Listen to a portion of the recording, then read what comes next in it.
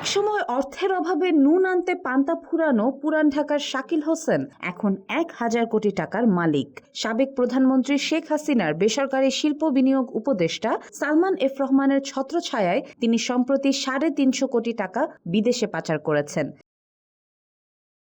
তথ্য অনুযায়ী বিতর্কিত ব্যবসায়ী সালমানের ৪৬,০০০ কোটি টাকার একটি বড় অংশ শাকিলের মাধ্যমে বিভিন্ন দেশে পাচার করার অভিযোগ উঠেছে। এই অবৈধ লেনদেনের ফলে তাদের ব্যাংক হিসাবগুলোকে লাল তালিকাভুক্ত করা হয়েছে। লালবাগের আজিমপুরের ৬/৯ শেখ সাহেব বাজার এলাকার মৃত জামাল উদ্দিনের ছেলে শাকিল ২০০৯ সালে আওয়ামী লীগ ক্ষমতায় আসার পর অর্থবিত্তের নতুন জগতে প্রবেশ করেন। সালমানের সাথে সম্পর্কের সুবাদে তিনি গড়ে তুলেছেন বিশাল সাম্রাজ্য। একসময় ছাপড়া মসজিদ এলাকায় ভাড়া বাসায় থাকলেও এখন তার মালিকানায় ১২ থেকে ১৫টি বাড়ি রয়েছে, কানাডার বেগমপাড়ায় একটি বাড়ি এবং কেরানীগঞ্জে ৪৫ বিঘা জমির উপর কলকারখানা গড়ে তুলেছেন। শাকিল এখনও ধরাছোঁয়ার বাইরে রয়েছেন, কারণ তিনি বিভিন্ন নামের প্রতিষ্ঠানের আড়ালে কয়েকশো কোটি টাকা পাচার করে বেড়াচ্ছেন।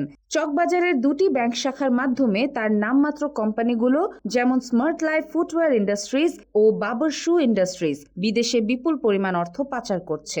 বর্তমানে এসব ব্যাংকের হিসাব লাল তালিকাভুক্ত করা হয়েছে।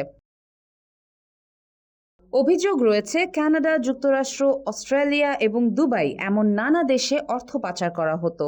সালমান এফ রহমান প্রায়ই শাকিলের অফিসে গোপনীয় মিটিং করে বিদেশে টাকা পাচার সংক্রান্ত দিক নির্দেশনা দিতেন।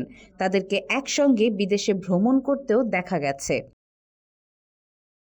বর্তমানে সালমান জেলে যাওয়ায় শাকিল গা ঢাকা দিয়েছেন এবং বিদেশে পালিয়ে যাওয়ার সুযোগ খুঁজছেন বলে জানা গেছে। একটি ব্যাংকের চকবাজার শাখার সিনিয়র প্রিন্সিপাল অফিসার জানিয়েছেন, শাকিলের প্রতিষ্ঠানগুলো ঋণ খেলাপি হিসেবে চিহ্নিত এবং তাদের হিসাবগুলো রেড ব্লক করা হয়েছে। Desk report, daily Bangladesh.